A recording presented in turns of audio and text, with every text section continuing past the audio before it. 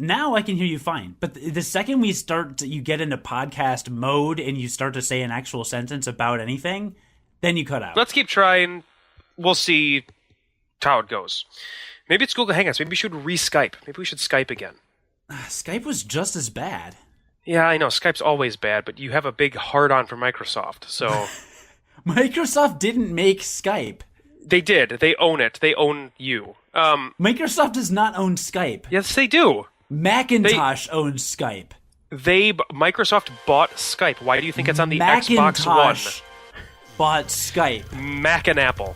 No, Macintosh. Mac and Apple. Like the original Macintosh, the company that preceded Apple. Did you know there's a Macintosh Apple? This is a really good podcast.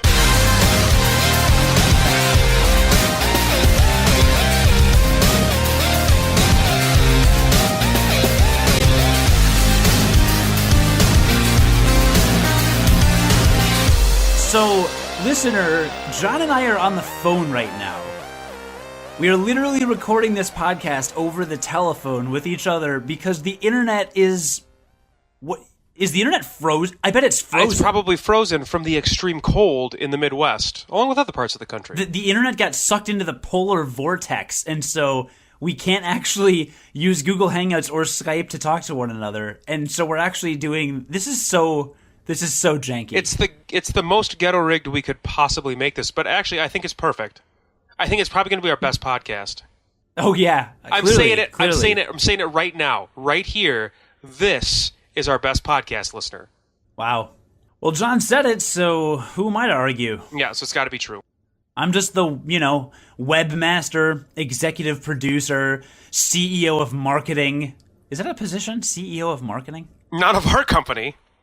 We have a company now? And actually also not of any company. That's not a thing of any company.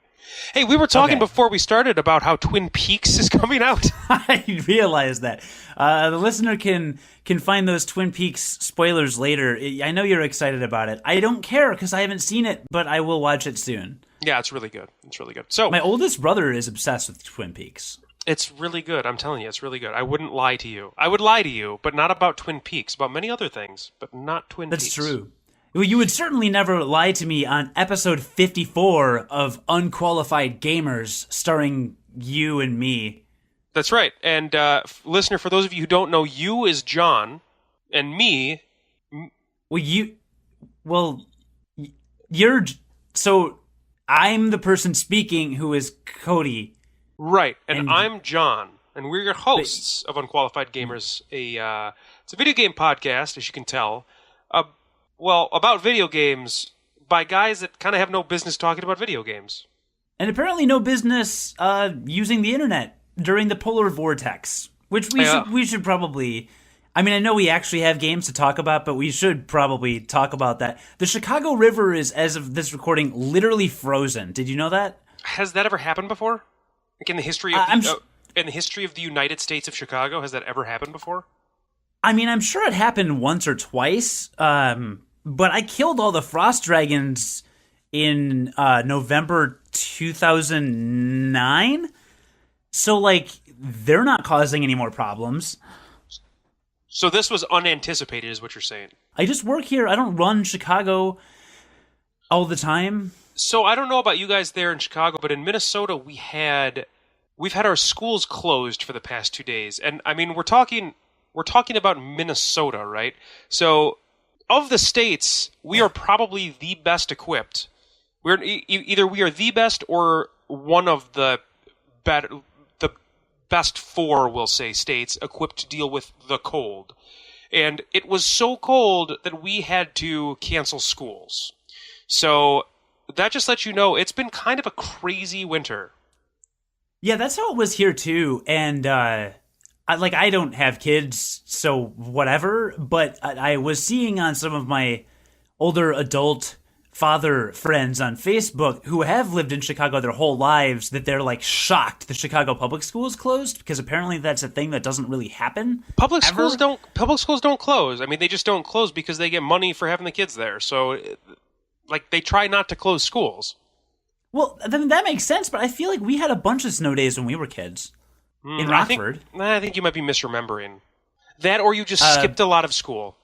I might have just skipped a lot of school. Yeah, or I'm Mr. Remembering.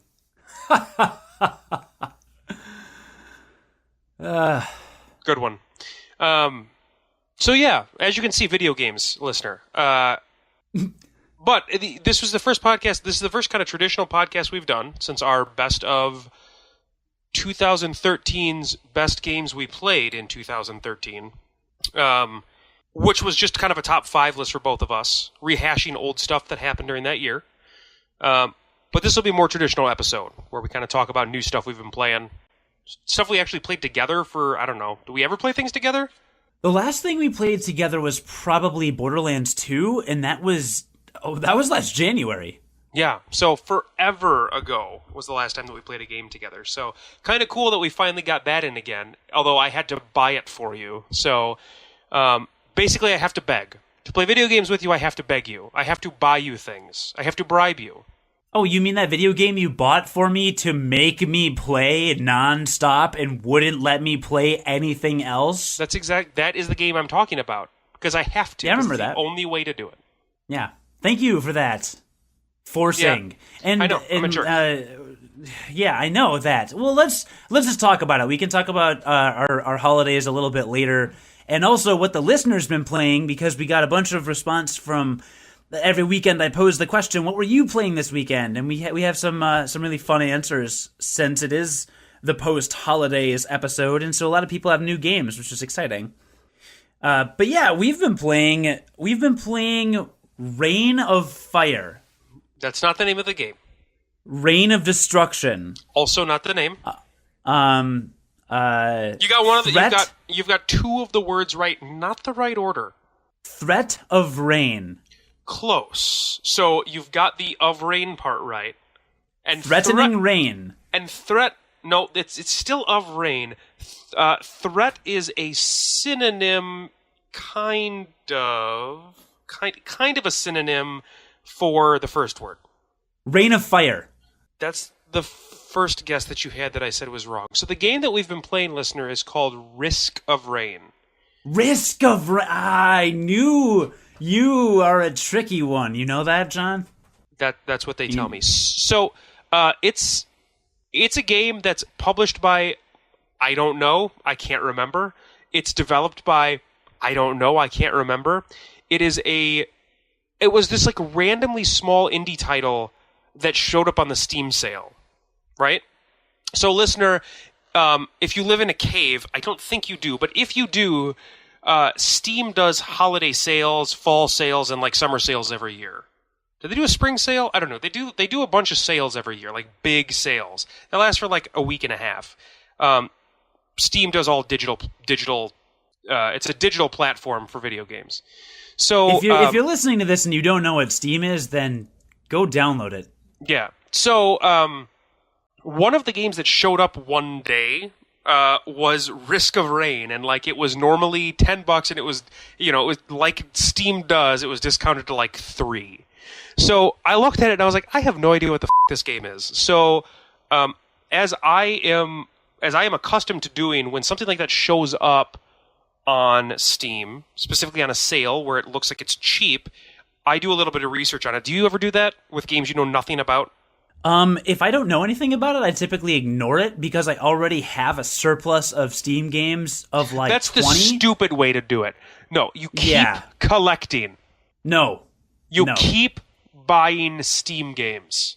It's the only way to do it.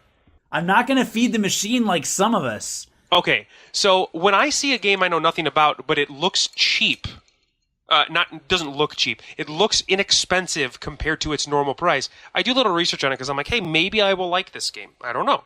So I saw this game, Risk of Rain, and I'm like, this name is dumb, but let's explore what this is. So when I was looking at it, it's like, okay, this is a pixel art, like Nintendo-style pixel art. 2D platformer. Okay, I'm intrigued because I like 2D platformers. We've talked about Rogue Legacy and how much we like that. Roguelike, which is like Rogue Legacy, right? Sounds... You were sold on roguelike. Yeah, sounds phenomenal. I'm not always sold on roguelike, but I feel like roguelike is the new RPG element. The kind of cool thing is that it's co-op. right? So that was one of the things that I think would have made Rogue Legacy even better. And I loved Rogue Legacy. But if you found a way to if you found a way to let me play Rogue Legacy with another person, I mean, that sounds awesome, right? Yeah, I mean, it was both of our number 5 game of the year. And Exactly. without any discussion ahead of time. We didn't coordinate that whatsoever. Like, we just, out of our top 5 games, both of us happened to choose that for our number 5, which is pretty impressive. So yeah, it's a hell of a game, and you slap on a well-done multiplayer element to a game like that, and yeah, it's a surefire way to win. With the multiplayer element, you saw roguelike and you saw multiplayer, and you were like, I need to excuse myself and use the restroom. And after I was done pooping, because that's what I do when I get excited, I decided I was going to buy Risk of Rain. Now, the thing is I think, did I text you right away about it? About, like, hey, we need to play this game? I can't really remember how this went down. You gifted me the game on Steam. Okay, you gifted me the game. So I did just straight up buy it for you. Yeah, you did. Yeah, it was on sale. You bought it before I even got home from work, and I came home and you texted me, like, when I was on my way home from work, and you said, I think you said, I got you a game. It's a multiplayer roguelike. We're playing it. And I was like, oh crap. And then I got home and you made me play it. Right. For several days. Yeah, by the way, we have played it a lot over the past few days. I know, because you won't let me play anything else. And by the way, the project was by Hopoo. Hopoo? Did you know this was a Kickstarter game? No, I did. This is a Kickstarter game? It was a Kickstarter game. It had a $7,000 goal, and it raised $30,000. Holy shit. Yeah, I know. It was created by Hopoo. It's Hopoo. I'm guessing that's how you pronounce it. So yeah, Hopoo. And the website, get this, was riskofrain.tumblr.com. That is amazing. So very high budget. Apparently it was, the team was 2 dudes, at this Hopoo or whatever. They're 2 members. Duncan was the programmer and artist, and Paul handled public relations and game design. Both attend University of Washington. Wow. Like, current attend. So this is my 2 students. That is incredible.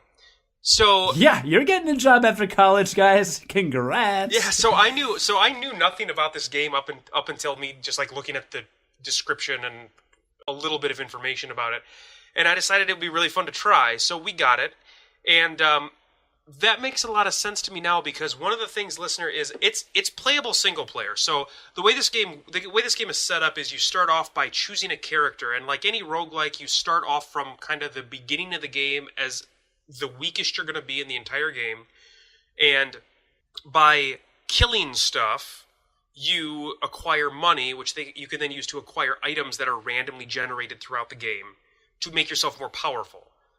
Now, with just like most roguelikes, there are 80 to 90 items that you can unlock, and that you can find during your playthrough session. They're not all unlocked from the get-go. Many of them will unlock in future play sessions by completing achievements throughout the course of the game. So you won't have access to every item from the start, but as you play the game more and more, get further and further, unlock new characters and do different achievements with new characters, you will then have access to more items that all kind of break the game in various ways and do cool stuff. So the game is like I said, it's a 2D platformer. Every level is kind of like a big arena. At the very edges of the level are going to be impassable walls. Everything kind of feels like a big fishbowl, right? With different stuff inside of the fishbowl. Yeah, you're either in a big, like, outdoor area with just some arbitrary walls, or like there's a couple caves you go into. I wouldn't have used the descriptor that you used with the not fishbowl, the other thing you said, the arena. Like, I don't know about arena. I think it's just kind of a big battlefield, outside, inside, whatever. Yeah, a big battlefield and arena. They very different things, right? They're hugely different things. Pretty similar.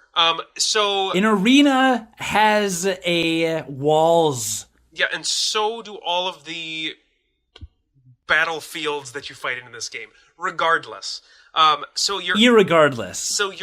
you're in kind of this big fishbowl battlefield, and it's super vertical, and I think that's one of the things that I like about the game. So there are some levels where the majority of the level is up and down, and you're climbing up and down a lot of stuff, and it just gives this really it's a kind of a different sense of scale from some other platformers that kind of you're used to playing. Like you play a game like Mega Man, right? And you may be like 1, 2, or 3 screens up and down at the most. But in this game, you're talking about, 10 to 20 screens in some of the levels, up and down. And it doesn't scroll like a Mega Man game. Like if you're moving up and down where it will move the entire screen, it'll scroll continuously up and down. I can't think of an example of another game that does that. But you know what I mean. You would know what I mean if you played the game. Right, the game reminds me a lot of ways of Castlevania, the multiplayer Castlevania game for like Xbox Live. Yeah, did you ever play that? I did. I think the arenas are a little larger though, aren't they? Oh, they're way big. Yeah, the levels in Risk of Rogue are way bigger. Risk of Rain, is that it? I don't know. You're never gonna get it right, so we're just gonna go with whatever you say. I don't know why. Seriously, the first 3 days we played this, I could not remember the name of the game. But the levels are way bigger than Castlevania HD, and again, yeah, like you said, much more vertical. And also the characters are really small. Everything is really small. Well, some of the enemies are huge. Some of the enemies are huge, but the pixels, I mean, your character's pretty small. Yeah, it's meant, I think, to give you a good sense of scale as to really what you're looking at. I like it. Yeah, you can see what in other games would be maybe 3 or 4 screens in either direction from your character. You can see that far with yours because you're so small. Yeah, it is nice. By being pixel art the way that it is, it kind of eliminates any, I don't know, weird animation they would need to do for the character, because your character, you can't even see your character's face or anything. I mean, it's literally just a tiny little pixelated guy. So it ends up making it have this kind of really cool minimalistic art style that I actually really like. I didn't know if I liked it when we first started playing it, but as we played it more, it really started to grow on me. And I don't know if you had a similar experience. Oh, I liked it off the bat, actually. I really like the visual. It does have a really nice aesthetic appeal, that whole minimalist. There's not stuff everywhere. Yeah, exactly. Like it's okay for the background to be 80% one blue shade and then just a couple little details in the background. And that's not every level, but there are certainly parts where it's much more understated, and I think it's kind of nice. In fact, the last level seems pretty busy in comparison to the rest of the game. Oh, it absolutely actually very absolutely busy. does. I totally agree with you. So that's kind of the way the game is played, and like the real draw of the game, like the thing that I love the most is you have your choice of, when you first start the game, you've got your choice of one character. You can play a single character, it's a commando, it's like this long-range character with a couple of different abilities. Everything in the game, each character that you can play as has 4 different abilities. They're all mapped to the shoulder buttons of a control pad. Now, you can play this game with a keyboard. We haven't tried it, either you or I have tried it, but I can't imagine it would be that fun. Because of how frantic sometimes the game can get. Well, there's people there are keyboard jockeys out there who prefer their keyboard all the time. Who are a little more proficient than you and I are. I've never been. This is what kept me away from PC gaming for so long. The only reason I got Steam was because I got the Xbox 360 controller adapter. But there are people out there. And that's okay, listener, if you're one of them, but that's just not how John or I roll. Right. So anyway, all 4 of your special abilities are mapped to the shoulder buttons, and one of the things that I love so much, one of the decisions I love so much that they made was that there's no mana, there's no resource other than health that you have to pay attention to for your abilities. So every ability is simply cooldown based. So it's like, all right, you've got these 4 abilities, and like depending on your character, this one will have like an 8-second cooldown, this one will have a 4. So that's all you have to worry about. And it's just kind of like move until if you need to use that ability multiple times, move and avoid enemies until that ability comes off cooldown and you can use it again. The only thing that limits you is the time passing in between. And I think that's great. There's no worrying about having mana to deal with. As long as it's off cooldown, you can cast it. So that's fun. I'm surprised you're that impressed by the cooldown. Aren't you used to that from World of Warcraft days? I am, but it doesn't. That particular system doesn't get used in a ton of games. And actually, in World of Warcraft, there are also resources you have to manage. So it's kind of got both in World of Warcraft. I gotcha. But the game is set up so that every game is this big arena, and your sole objective to get through the game is to find the teleporter that's in the level and teleport to the next arena. So you go and you find the teleporter and you click it, and then you have to survive for a certain amount of time, also kill a boss in that time, then kill all of the enemies in the level, and then go to the teleporter and leave.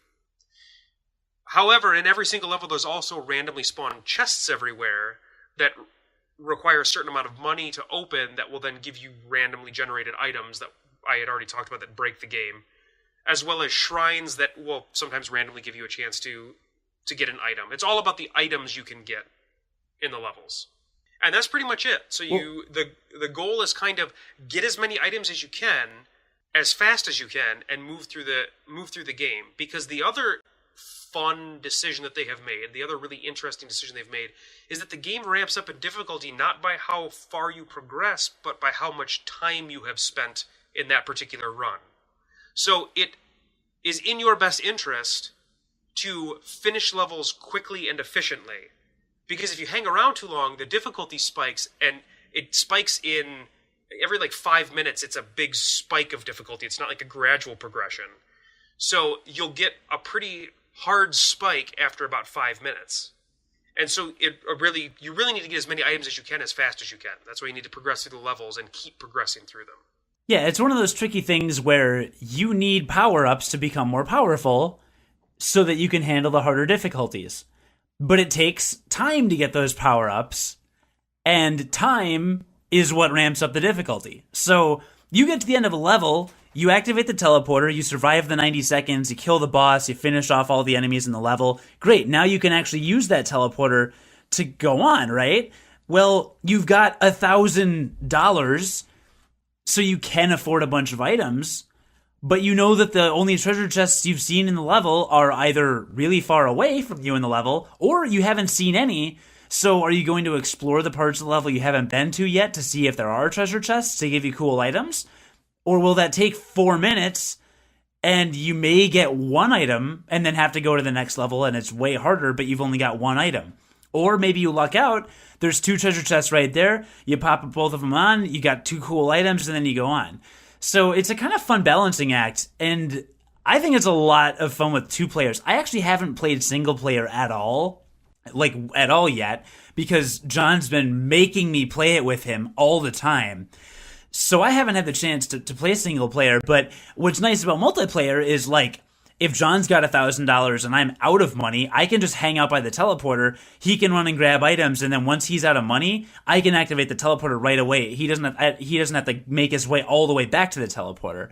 So I think it works really, really well with 2 people, especially if, let's say, the teleporter's in the center of the level, and then John runs left and I run right to grab stuff, or things like that. And also, finding the teleporter in the first place can be a daunting task, because the levels, as we've mentioned about a zillion times by now, the levels are really, really big.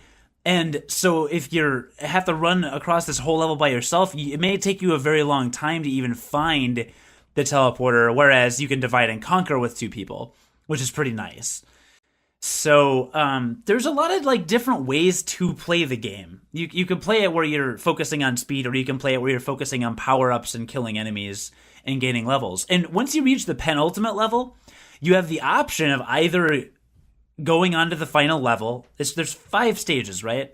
There's 6 total with the final level. So 6 total. So 6 levels. So you get to level 5. You have the option to either go to the final level or go back to the first level to collect more items. And it's not the same maps. It's not the same maps every time. So there are 6 there are 6 levels you will ultimately go to in the shortest run of the game, and there are, I think, 8 or 9 maps that are pulled. So that they pull from those 6 levels. So you won't get the same levels every single run. A lot of runs you will. Well, yeah, because level 1 is always the same. They're only pulling from 8 or 9 possible. So yeah, you'll be seeing a lot of the same maps. Right, level 1 is always the same, level 6 is always the same. The ones in the middle, there's a couple variations. So maybe instead of going to this particular cave, you go to the fire cave. And the fire cave is structured differently. That pops up 1 out of every 4 or 5 times we play, right. I would say. And that's nice variety. And there's a secret character there, but the secret character only pops up randomly. So this is why it reminds me of Castlevania HD, because Castlevania HD was a co-op Castlevania game done in one giant screen where there's 6 Castlevania characters running around fighting bad guys. That was not a roguelike. The levels were always the same level, but the boss would appear in different locations in many of those levels. So there was a roguelike element, and there were the treasure chests changed places, and all the resources would change. But when you were playing with your friends in that, like the boss chest would randomly drop an item, and there were certain items that would only get dropped by the boss chest, right? So, like, to get a certain item, you would have to fight Dracula. Well, you may have to fight Dracula 30 or 40 times to get him to drop that one particular item that you're really looking for. That's what this game is like, because you may run into that secret level like 4 or 5 times in a row, but that secret character may not pop up, so you have to keep playing it to get that secret character to pop up. And it's that way with a lot of rare items and things like that. So, essentially, to unlock these characters, you have to just play through the game a bunch of times, which is, I think, where Jon really likes this game and why he keeps forcing me to play it all the time, constantly, because he really wants to unlock all those characters. Would you agree with that assessment? Yeah, that's accurate. So here's the thing about roguelikes for me.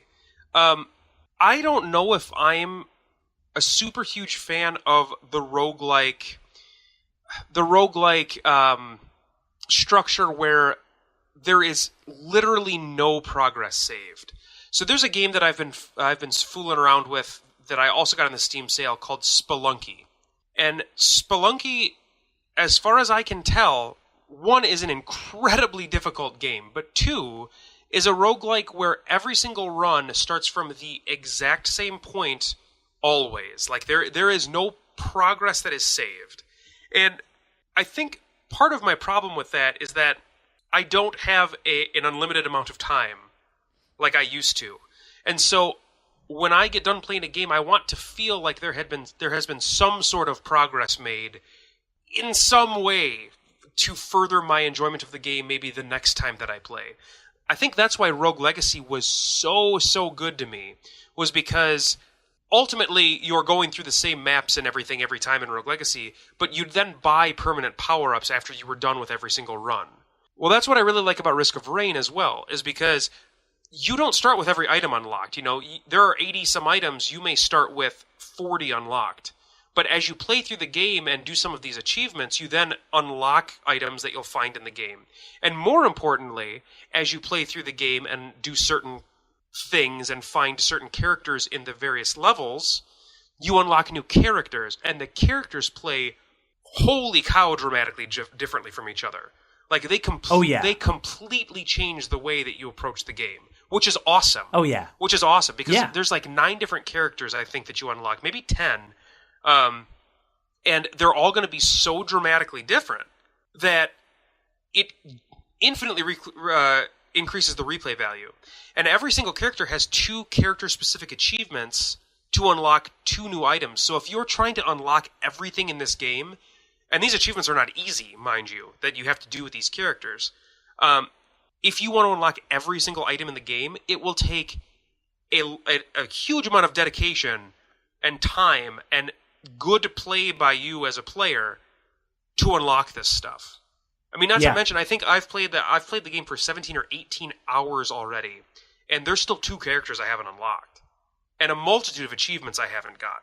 Yeah, I really like the in-game achievements. They give you specific challenges for each character, and those unlock specific things, which I think is like a really good way to do achievements. It's like rewarding challenges in GoldenEye 007.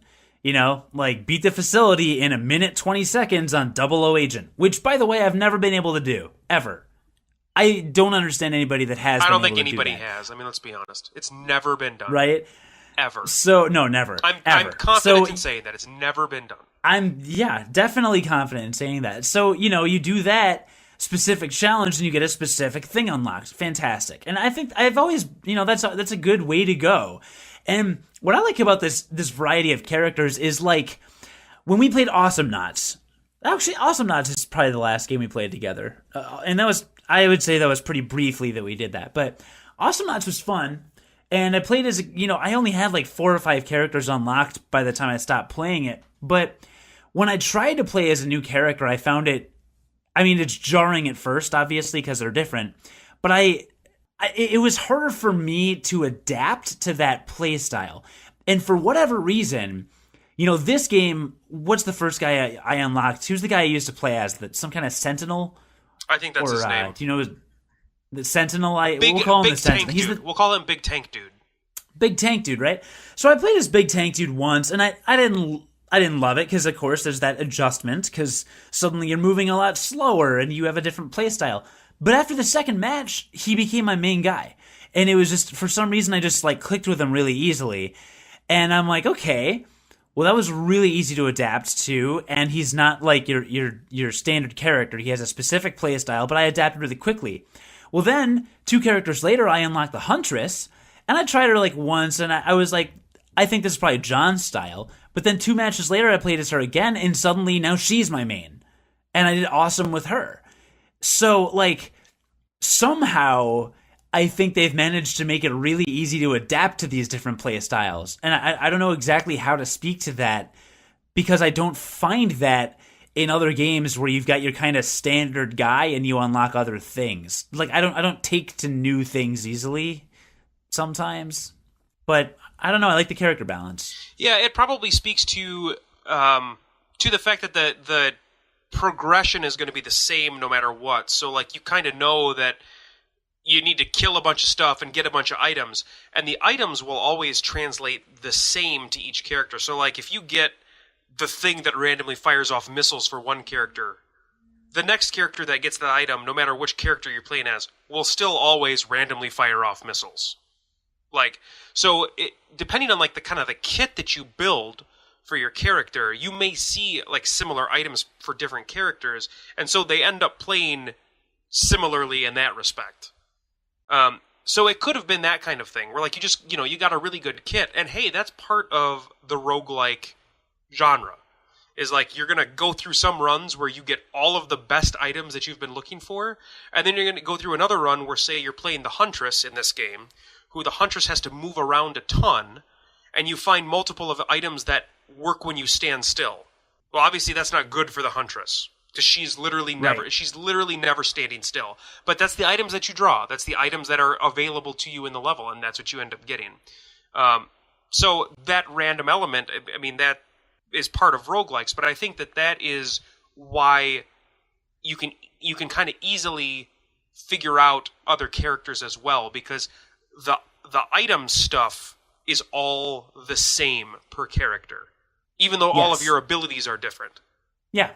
So I think it's overall a well-balanced game. I agree that I like the sense of progression, but see, like, you will get to the fire level and you'll be like, go to this part of the fire level, this is where the secret character is. Only the host can see it, so go see where it is. Because I want that damn secret character. Right. So I go, I don't see it, and then I'm like, okay, and then we keep going. And then we reach the end of our 30, 40-minute game, and we win, or maybe we only last 20 minutes and we die, and it says, what have you unlocked? And it says nothing, for me, a lot of the time. So there's definitely, that'll happen in Rogue Legacy, but certainly not as often as I feel it happens in this game. This game, especially now that I've unlocked more of the kind of standard items, I feel like this game, unless I'm specifically trying to accomplish one of the challenges for the achievements, unless I'm specifically aiming to do that, I don't feel like I'm making as much progression, which I think is why the game is. I'm not like tired of playing it. Like I would play another couple matches with you, but I'm not as it's not as rewarding to me, and maybe that's just because I haven't looked into where some of this stuff. Like I don't know the scope. I don't see the big picture. You kind of have an idea in your head of like, here's the characters that I have or don't have, and here's some items that I have or don't have. Like I feel like you have a better picture of it, and I don't. I just feel like, okay, I played through it, we beat it, didn't unlock anything. Okay, I played through it, we beat it, didn't unlock anything. Okay, I played it, got halfway through, died, didn't unlock anything. Oh, okay, cool, I unlocked a golden gun. Well, that's cool. And then it kind of repeats. So for me, it's a little bit more of I'm a bit more of a standstill. Well, I mean, I'm kind of at the point, too, where I'm not unlocking things as frequently. Like, I, too, will go through many runs where I don't unlock anything, but it helps that the game is really fun to play. I mean, true. Yeah, listener, don't think that, like, we're saying here the only reason we're playing is to unlock new stuff. That's definitely a perk of it, but the game is really fun. And multiplayer, it's a really cooperative experience. Like some of these classes work super well together. And seeing that synergy with different item builds and that synergy with just the different character abilities is part of the super fun of the game. Yeah, and I'm only kind of getting not weary of it, but I'm kind of getting played out on it because I do have like 8 or 10 other games, like some new console games that I would like to give some attention to, and B, I've played through it with you 40 times, 30 or 40 times. We probably have played it that many times. I mean, at least, and these are, like we said, 20 to 40 minute playthroughs. I mean, I've got to have at least 12 or 14 hours in this game. Yeah, and I mean, really, you got your money's worth. Oh yes, absolutely. Well, it's because it was free for me, but it was only $6.50 on sale on Steam, right? Something like that. Yeah. So it was good, and it's back up to $10. I mean, it's $10 generally on Steam, but I think it's worth $10. I mean, it's a good game, and these two kids that made it are full-time college students with part-time jobs. I am way impressed by that. That's freaking awesome, and I love that it was a Kickstarter. I love that these Kickstarted games are like coming out and are so good. Like FTL, the first Kickstarted game that came out, so good. This game that comes out, it's a Kickstarter, so good, right? That's awesome. Yeah, it's really exciting. I'm surprised you didn't pick up on that because you're usually really keen on all that Kickstarter stuff. Like I said, I knew absolutely nothing about this game, and Kickstarter blew up so fast that so many games went to that for crowdfunding. So like, it got to the point where I couldn't keep track of everything. That's true. That's true. Now, and by the way, they did pay for the music. The music is by Christodoulou? Christopopoulos? Yes, Christopopoulos. So they contacted him and he used part of the Kickstarter for him to compose the music, and the music is really good. Oh, so good. So good. It reminds me a lot of Metroid. It's in the whole ambiance of the game is very Metroid. Metroid, especially Super Metroid. It's funny. I watched a video, some video review, retro review, or something, or retro analysis of Super Metroid, and the review talked about how just the art style and the ambiance and the music and the whole setting of Super Metroid specifically makes you feel isolated.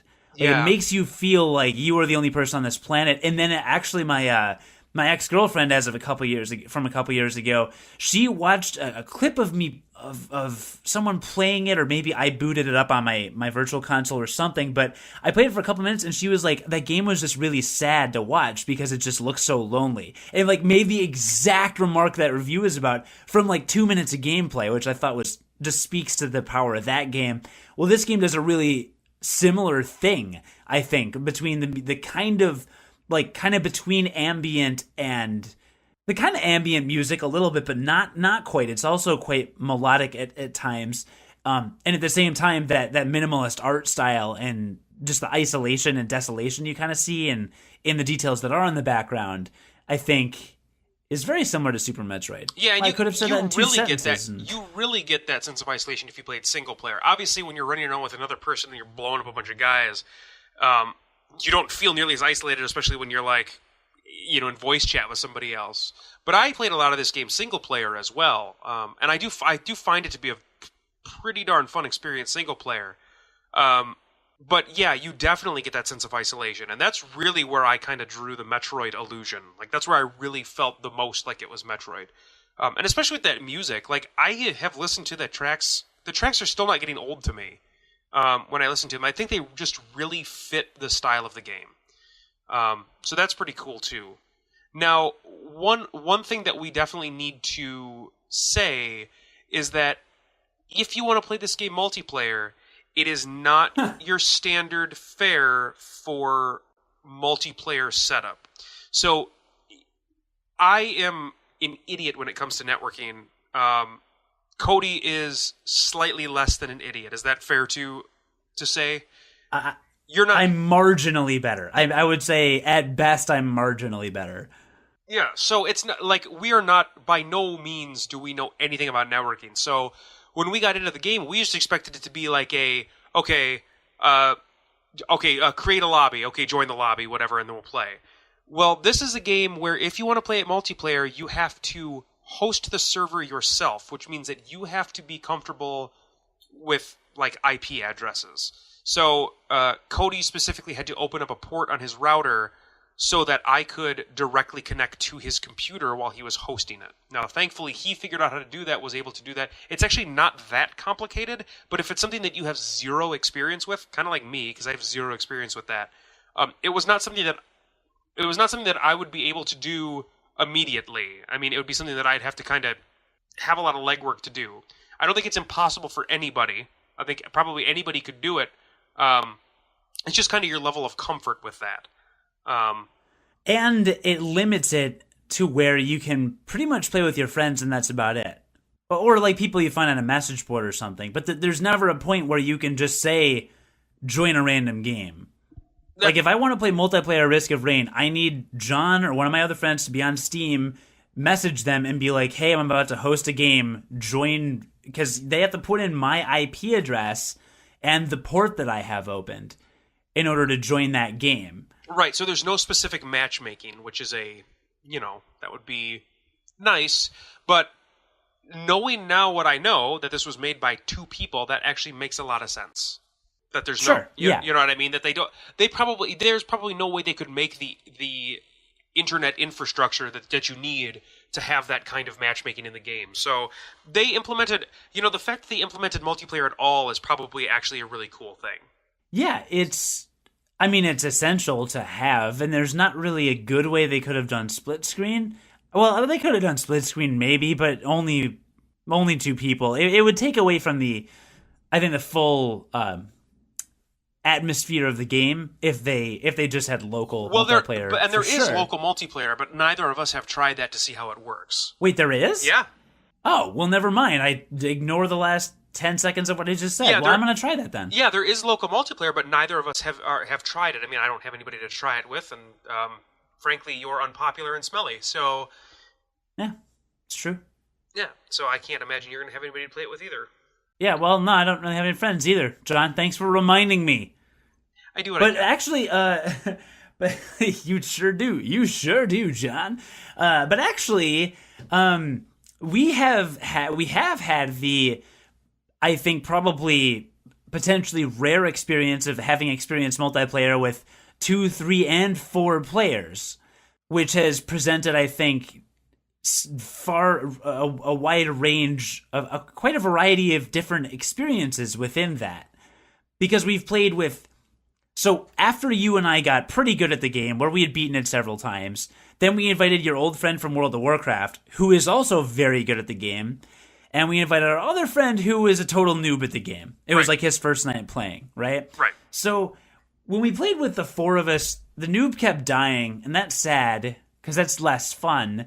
And then, the other guy, it would be the 3 of us pretty much just raging and winning a lot of stuff. But we also died a bit, because when you get 4 people, the item dropping doesn't really scale up It doesn't at all. So it doesn't at all. yeah, There are literally the same number of items available on one player as there is on four. And there's actually there's the same amount of global money. So everything is shared when you kill stuff with the players that are alive. So there are levels in this game. You level up throughout the course of one run. And then when you kill things, a bunch of money drops. And the money will be evenly distributed among the players that are alive in the game. Well, when there are the same number of items and the same amount of global money, everybody can afford pretty much all of the items on the level over the group of people. Just to give you some idea, listener, when Cody and I would finish a successful run together and we'd complete the game in our 40-minute run, we may have 20 to 30 items each. Is that right? Oh yeah, at least sometimes more. Yeah, and at the end of when we were playing with four people, at the end, every one of us would have like 6 or 7. So your character isn't nearly as powerful at the end of the game as they are when you're on a smaller number of people. Makes sense because there aren't a lot of items available, but it makes the game much more challenging. That's why we kept dying, because the items are incredibly powerful, and they make they're essential. Yeah, they're essential, and so because they beef your character up so much, it just, like, having so many fewer by the end of the game makes you have to work together as a team a lot more. And part of the problem, I think, when we were playing with more people was we just weren't sticking together as much as we probably needed to. But overall, I actually liked the way it played as more people. Yeah, I think it still plays well, and I think we had that weak link, and I mean, it was literally his first time playing, so I'm not trying to pick on him, but when he left the game, and it was just you, me, and your WoW friend, I mean, we tore through that game with 3 players. We kind of did wreck it in the one run that we had very easily. Yeah. Mm-hmm. So I think it can go either way. I mean, the last time we beat it, I was playing as I had just unlocked the minor character, or whatever the character is he's the secret character from the fire level that hadn't popped up for 3 runs. And then I got him, just wanted to try him out. So I tried him out with you two. We ended up winning that run. I didn't even like the way he played particularly. And we still dominated that run, and I ended up beating the game with him. So there you go. Yeah, now that being said, there's also I guess I did read that they like patched something at one point. The game was way harder, I thought is what I read. And so they patched it to make it easier. Now that being said, there is a harder difficulty that you and I haven't really played. I'm beginning to think that the next time that we play it, we might want to try doing that harder difficulty and seeing how that goes for us. Yeah, I want to do that. So there is a harder difficulty, listener. Like, if you get to the point where Cody and I are, we may be the best players in the world, or maybe just North America. I think North America. We might be the best North American players in Risk of Rain. When you've gotten to that point, like we are, you may want to bump it up to the next difficulty. We haven't tried that yet, but I have every faith that we'll just be able to beat it every single time that we try it. Well, yeah, I mean, because I didn't want to go out on a limb, but we're probably the best players in the Western Hemisphere, which there aren't that many outside of North America in this hemisphere, but, maybe there's some good ones. And I'm pretty sure that this would solidify our place. Exactly. Among that echelon. Yeah, I agree. I agree with you. I think that's fair. So anyway, if you can deal with the slight headache that is setting this up multiplayer, and you've got some other people that are willing to play games with you, I think it's totally worth getting this game. And especially it was such a super surprise for us, because neither of us had any idea what to do with this game. In fact, the first time we played it was with each other. I just read about it and texted you, "Hey, we should play this game," and then I bought it. But I never played it before gifting it to you. Sure. So it was a totally unexpected and awesome surprise for us, I would say.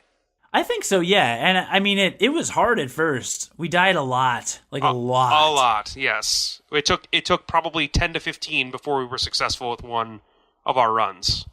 Yeah, but then the learning curve evens out, and then once you've kind of got the handle of it, the hang of it, and you kind of got a handle on what to expect, especially, then it gets easier.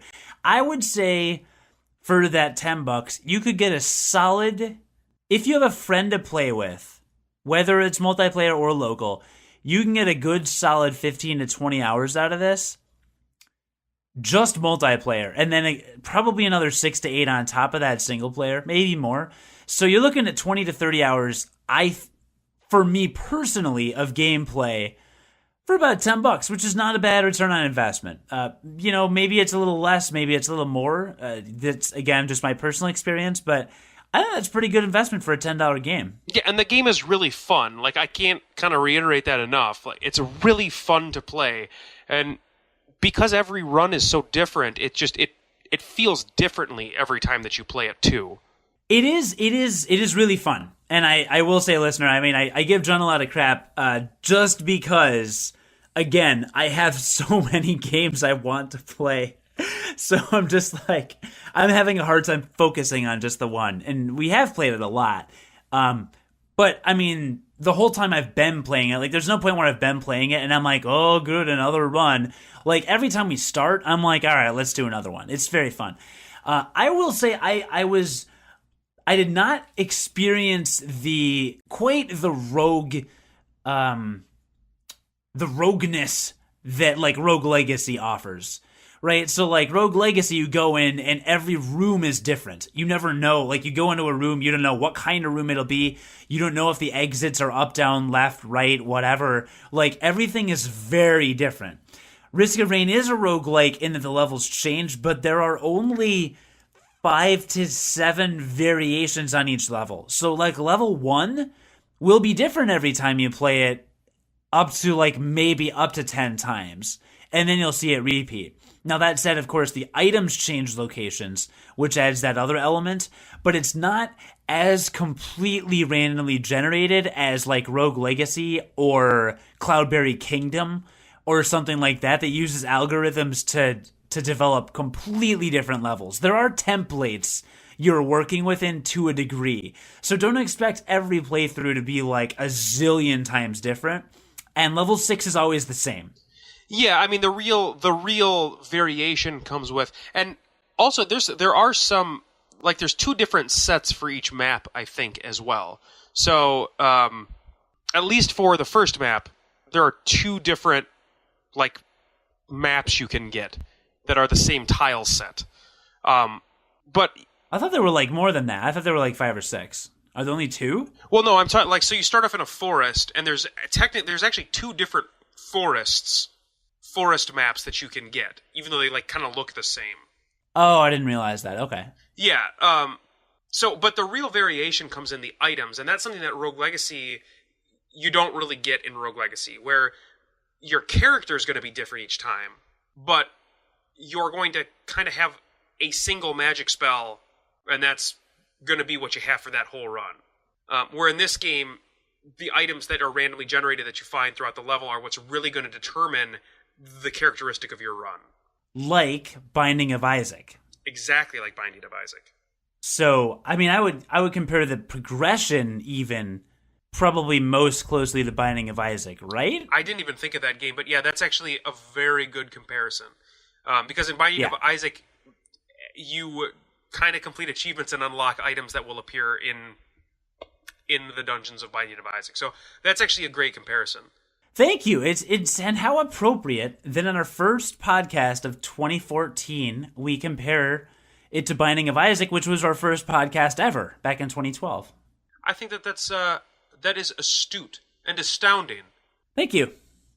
I thought both of those things as well myself. So it was. So I think it was Christmas, not too long ago. It was at some point. Did you get any good gaming related stuff for Christmas? I got Metal Gear Solid Revengeance. Which you've played, like, nonstop, right? Actually, no. I went to play it, realized there was a 400 megabyte update I had to download. Holy shit. Yeah.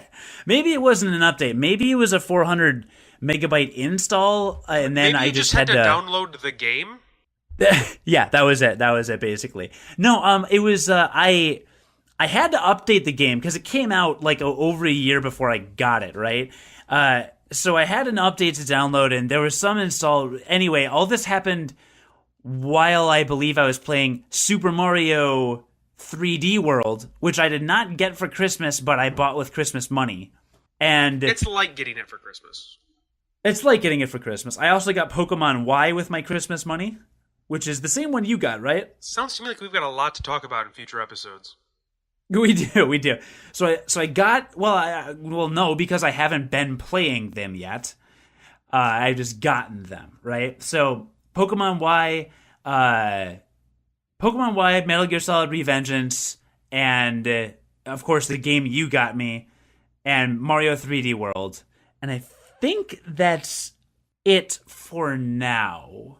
I think that's all my new stuff. I mean, I also got a couple of games for the Steam Winter Sale. I mean, that's a pretty good haul.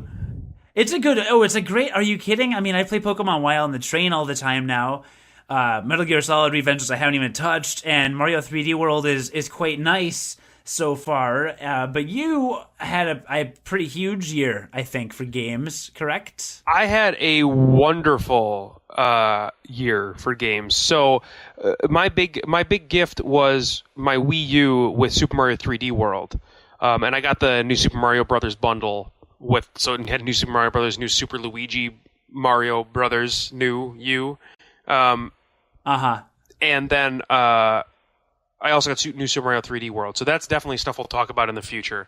And I downloaded Earthbound, so we can hit on that a little bit, which was a game from 1994, I want to say, for Super Nintendo. Wow. Yeah, a very old game. That's got a super interesting history. And then I got a bunch of games in the Steam Winter Sale, and I actually had another one of those like random, just like Risk of Rain, it's like a random diamond in the rough that I have just been enjoying the hell out of. And I won't talk about it today. I'll talk about it like the next time. But it's called... Oh, it's another Kickstarter game, actually. It's called Vladis, VLADIS, The Abyssal City. I've heard of it. Yeah, and so without saying anything about it other than I have been enjoying the hell out of it, and it is basically 2D Metroid meets the most complicated of beat-em-ups that there is. Like, it's got... Awesome. It's got one of the deepest battle systems I have ever seen in, like, a 2D platformer, and it's Metroid. I mean, it is a Metroidvania game. So I'll talk about that in the future as well. But Sweet. It was a great year. Great year at Christmas time. I haven't had like this good of a video game Christmas in a long time.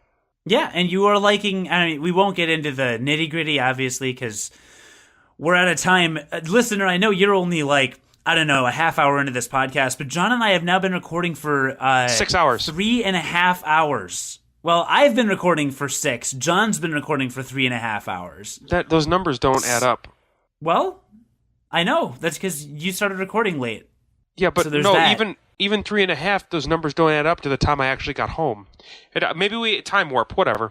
Yeah, so ignoring you and pretending that I have control over time and space, you do enjoy the Nintendo Wii U. I hate Nintendo. I'm on the record saying that.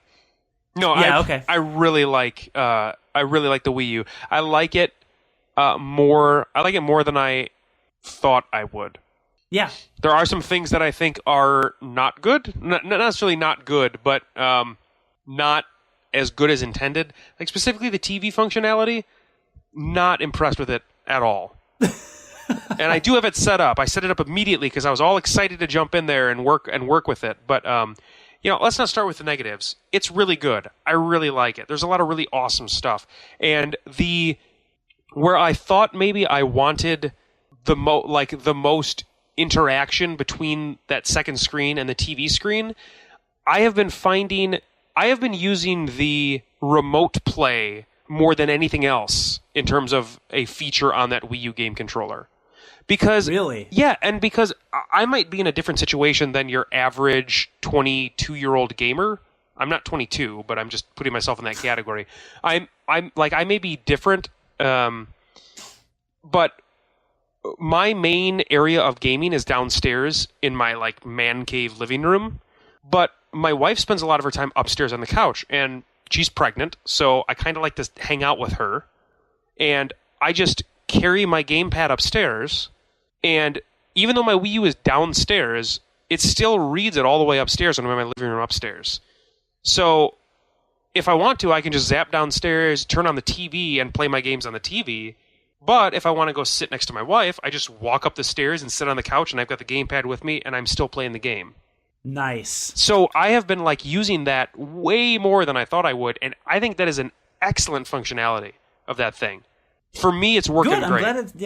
I'm glad it's paying off. And I remember you didn't anticipate using it that much, because I was really jazzed about it when we talked Wii U a couple months ago, and you were like, yeah, it's cool or whatever. But I'm glad you're into it.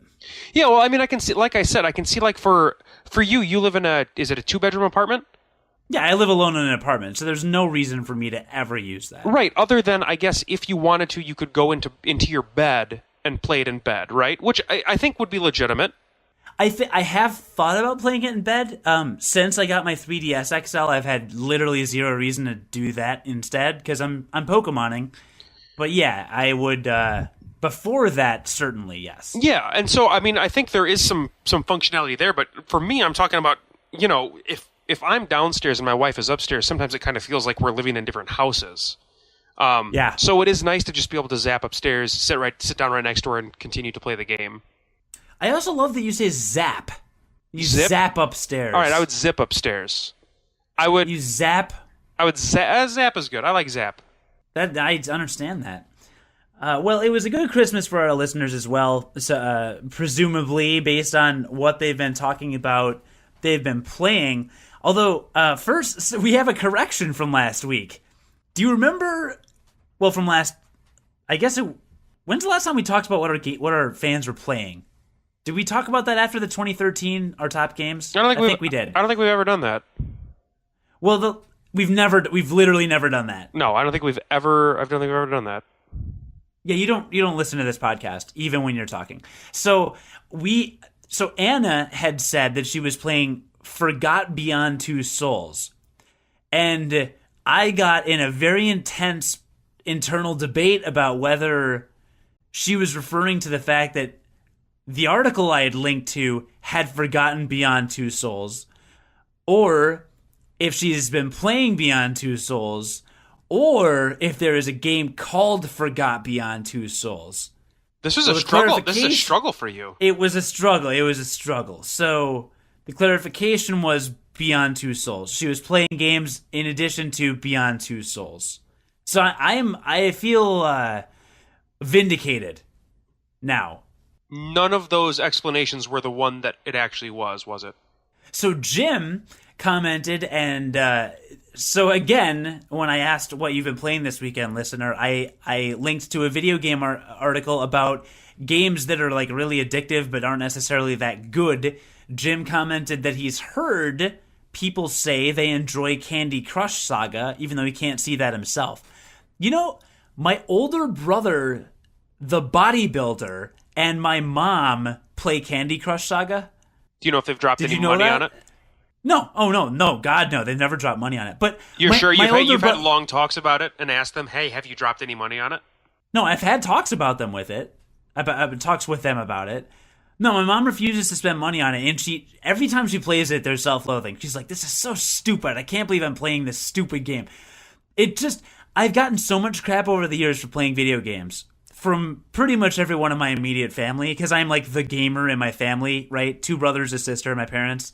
None of them play video games, especially not my older brother, who is a legitimate bodybuilder, weighs like 290 pounds right now, goes to the gym for 3 hours a day, and he plays Candy Crush Saga. He did kind of always make fun of us playing video games when we were growing up. Oh, he still does. Have you ever played do you know anybody that plays Candy Crush Saga? Some of my coworkers do. Have you ever tried it, or do you have any desire to? I don't have any desire to, but I know that they have spent money on it. I mean, I don't know anybody that does spend money on it, but that just blows my mind. It's like I feel like it's the new Farmville for mobile devices, because my aunt used to play Farmville. I mean, a lot of people that aren't gamers got into Farmville too, but I don't know what it is about. I mean, Candy Crush is just the new Bejeweled, right? I I guess. I think part of the thing about Candy Crush is that like it's not a set map every time, whereas Bejeweled is like the Bejeweled map every time. But it's got like different power-ups too, and Bejeweled has a couple of power-ups, but for the most part it's still just match 3, but I think there's a lot of other stuff you can do in Candy Crush. I'm talking out of my ass. I literally have no idea what makes Candy Crush. You're saying definitively and with authority that Candy Crush is a roguelike. That's what you're saying. I mean, I was alluding to that, but you can put those words in my mouth. Sure, okay, so Candy Crush Saga is successful because it's a roguelike. I'm glad everyone's addicted to roguelikes. It's the year of the roguelike, everyone. Year of the roguelike. Moving briskly along, Nora says that she's playing Mortal Kombat. I want to see how many of my friends are real. I don't know what that means. I don't know what that means. Wait, what does that mean? Do you think our friends are Mortal Kombat characters? Like, do you... like to me, I can read that as I want to see if Sub-Zero is a real person or just exists in the game. And I know that's not how you meant it, but I just read it that way and it's funny. Maybe she's fighting friends and like if they don't let her win, then they're not real friends. I don't know. I'm very. Maybe she determines how real a person is if they're any good at fighting games. Yeah, maybe that's it. Like, they have to pass the Mortal Kombat test to become friends. So many questions. You know, we ask one question, and then and I end up with more questions. Absolutely. It creates 5 more. All right, well, here's a more straightforward one. Jamie, our super fan, probably playing lots of Xenoblade and is going to check out the new Bravely Default demo on 3DS. Yeah. Have you heard of Bravely Default Flying Fairy? Can you guess what company has made that game? Nintendo? No. How ridiculous is that name? Bravely Default Flying Fairy. What company names their games ridiculous names? Rockstar Games. You really don't know anything about video games, do you? So I'm unqualified. It's a Square Enix game. Oh, right. Yeah, and I'm sorry I don't associate Square Enix, the creator of Dragon Quest and Final Fantasy, with ridiculous game names. So they made this game, and Final Fantasy Dissidia Duodecim 12 the Third, whatever the hell that game's name is. I mean, come on, they're ridiculous. Yes, they're ridiculous. So they made this game. It came out in Japan, and like for the most part, they only planned on releasing it in Japan. Just recently announced for America, and that this is where that demo came from. It's a 3DS game, and it's got a bunch of. Apparently, it's a really deep combat system, but it's got a bunch of Street Pass and social functionality, like a ton of it.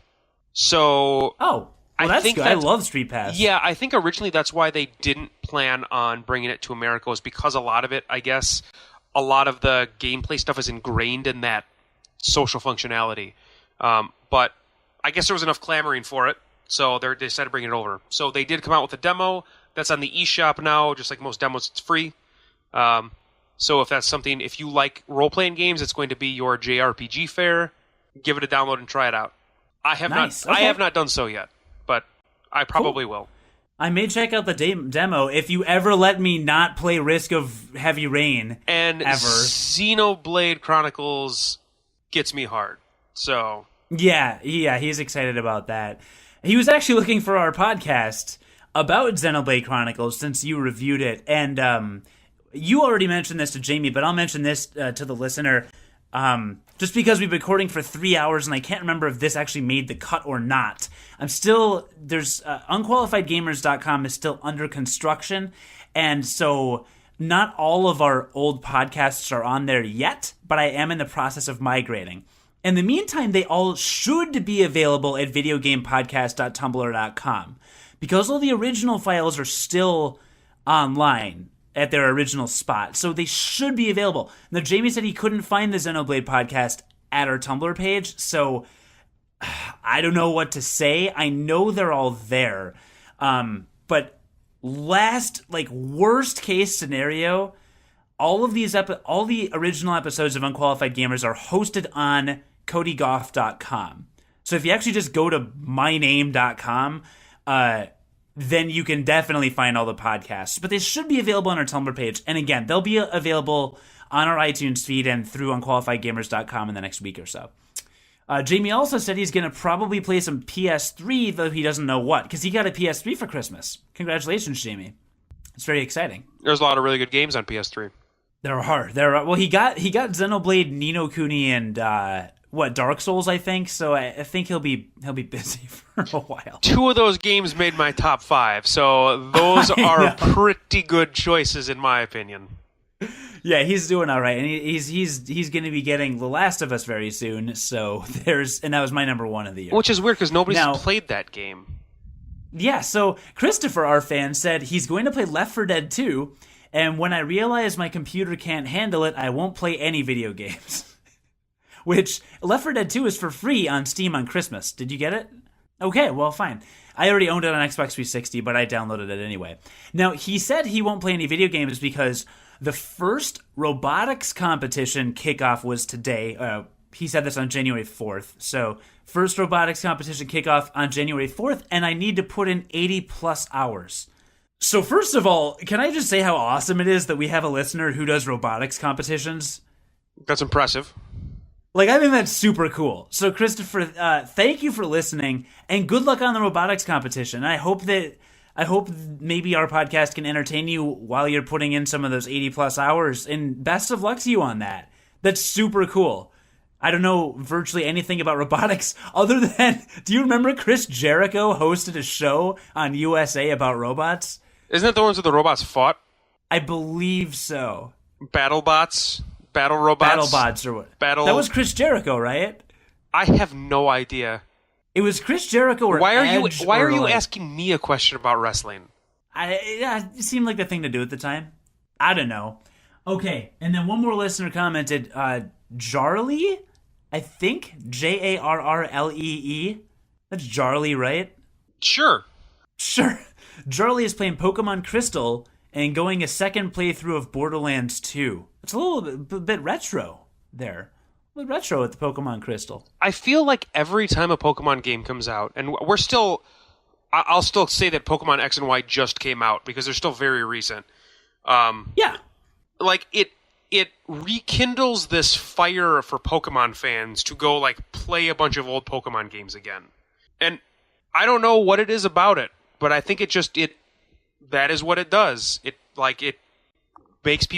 gives people that bug to go play a bunch of them again. And the fact that they're coming out with the Pokemon Bank, apparently Christmas broke all of Nintendo's infrastructure, and they were down for days. So they had to actually... And PS3 and Steam. Yeah, and so they had to actually delay the Pokemon Bank, which was supposed to come out in late November or late December, and it hasn't come out yet. Yeah. So, but anyway, that's... Companies need to get with it. If you're going to sell a bunch of your console, you need to plan for that. Yeah, it's true. Well, but again, Steam crashed on Christmas with their Left 4 Dead deal. Steam actually crashed from a DDoS attack. Oh, well, never mind. Well, PlayStation Network also crashed. Was that DDoS or was that... No, all of the consoles crashed because they didn't have the infrastructure set up. Steam crashed from a DDoS attack. Well, okay. Well, they all crashed, so there's that. But the Nintendo, it's funny you should mention that old nostalgia because our fan Justin, we shared this post of his on Google+, but he posted a picture on Google+ of he unearthed the container under his bed, which housed Pokemon Red, Blue, and Yellow, Emerald and Ruby, Diamond and Sapphire, and Pearl, and Pokemon White. There were 11 Pokemon games that he just laid out on his bed. I'm assuming that when these Pokemon fans and I like Pokemon, but I listener, like I said before when I was talking about Pokemon Y, I literally played Pokemon Red and Blue, and then the next Pokemon I played was X and Y. So I am by no means a Same Pokemon. here. By no means a Pokemon expert, but Same here. I assume that when you guys go back and replay these games, that you mainline them. Like you just like you're just going through them to, I guess, play like the story. Or when you replay these Pokemon games, do you go and like catch everything again, level up like a six Pokemon team to create like a balanced end game team, and spend a very large amount of time with each of these Pokemon games? I'd be interested to know that. Again, I'm assuming that you just go through with a Charizard like we all do with our Pokemon games and destroy everyone with your level 100 Charizard, and then go back and create a team later if you want to. So you mean Charizard? Who doesn't? Dude, he's a fucking dragon. Blastoise, dude. He's a turtle.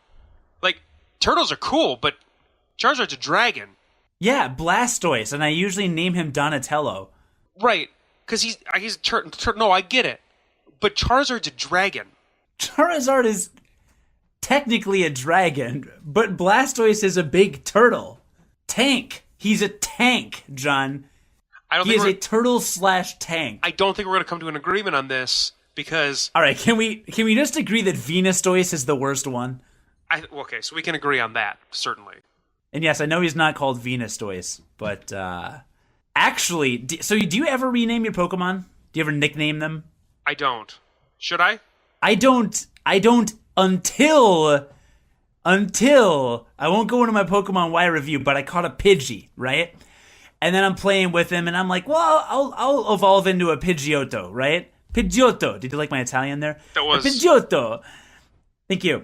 A Pidgeotto. And then, and then I'll have that entry in my Pokedex filled.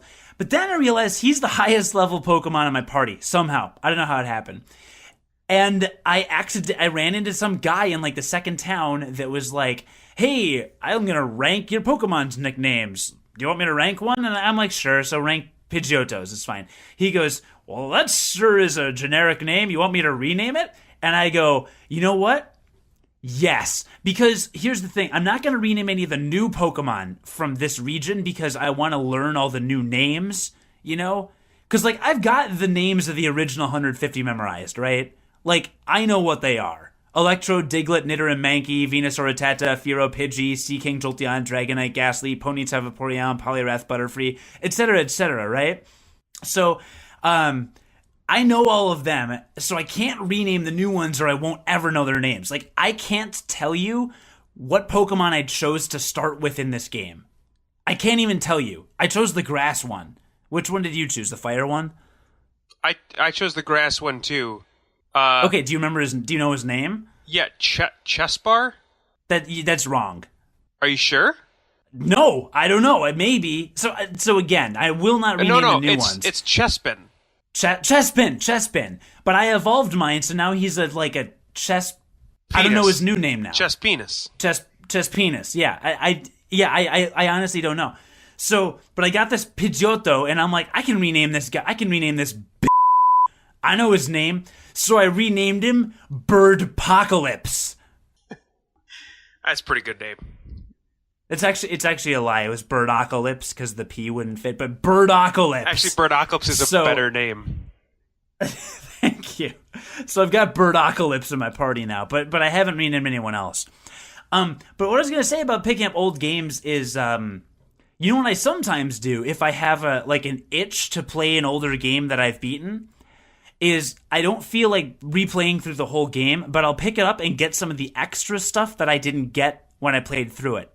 Like, when I played Castlevania Lords of Shadow 2 at E3, I wanted to go back and play Lords of Shadow, but I didn't want to go back and play through Lords of Shadow because it's very long and once was enough for me. And also not that great of a game. Yeah, I think we can all according agree to on you, sure. I liked it, but sure. But there were a bunch of items I hadn't gotten, like magic power-ups and things like that. So I just went through like 8 or 9 levels and got those and then called it a day. So if I were one of our listeners who pulled out an old Pokemon game, I would maybe pick up Red or Blue, pick up my post-game save, identify 5 or 6 Pokemon I hadn't caught, go catch them, and then that would scratch my itch. But again, that's just me. Listener John wants to know your jam. And rather than just comment on our post on Google Plus with this episode, you can actually leave a comment that will be permanently readable at unqualifiedgamers.com. I'd really like to get people to start commenting on our posts there, because they're there forever, as opposed to Google Plus, where it kind of slides down our timeline and we lose it and we don't know where it went. You know what I mean? Yeah, so listener, that's a good way, I think, probably to close it out. So thanks for listening to us. If you could, start checking out unqualifiedgamers.com, as Cody was just saying, and try to interact with us there a little bit. You know, it's going to be a lot easier for us to see this stuff there too, because there's not a lot of other voices going on our timelines like in Google Plus. That being said, Google Plus is still great. We love it. But you'd be able to get a much more personal experience, I think, if you want to actually interact with us at unqualifiedgamers.com. Yeah. And the reason I registered the website, unqualifiedgamers.com, is because we're not just going to host podcasts there. John and I will start posting written reviews of games, so you'll have those. I want to eventually start some kind of photo gallery, whether it's Video Game Meme Mondays, where I'm posting video game memes, or just posting screenshots of text message conversations I have with John, because they're always hilarious. I will have some photo galleries on there and things. So once I find a theme for the page that I don't hate and that will allow me to organize things the right way, you can expect that to be built out quite a bit in the next month or so. So yeah, please keep checking back for updates and continue following us for the latest and greatest updates on Google+. And we also have another great announcement we're very excited about that I'll be making on the All Things Good and Nerdy podcast this Sunday, January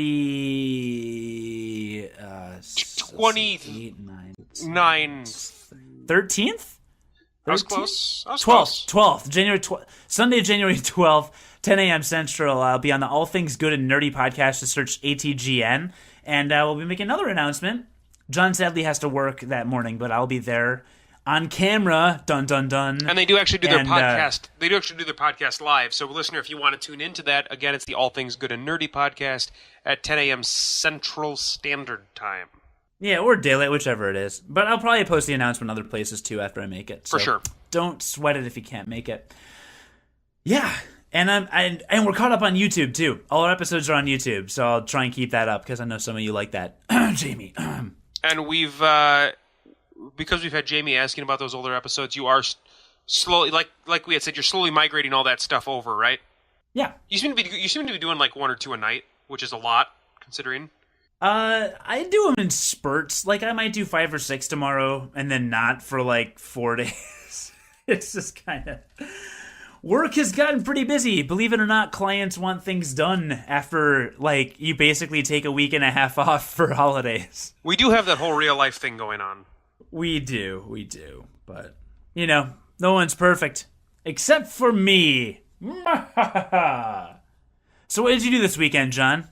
What did I do this weekend? I played a lot of video games. In fact, I played a lot of video games with you. I played a lot of video games. This was a very good gaming weekend. No, you didn't. You're a liar. You played one video game that you made me play the whole time. But I bought it for you. You didn't even have to pay for it. And you made me play it. You know what else people don't have to buy, John? Prison. And they still make you go there. It didn't even make any sense. I pay a lot of money for prison with my tax dollars. Well, yeah, but if you went there, you wouldn't pay taxes. Would you? Do you pay taxes in jail? Well, I mean, you earn money. In jail? Yeah. And you get free room and board. Well, but, I mean, you're not really free, right? Freedom isn't free, John. Freedom isn't free. America.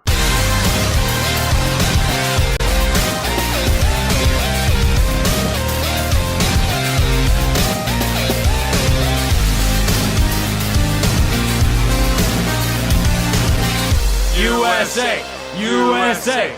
USA! USA!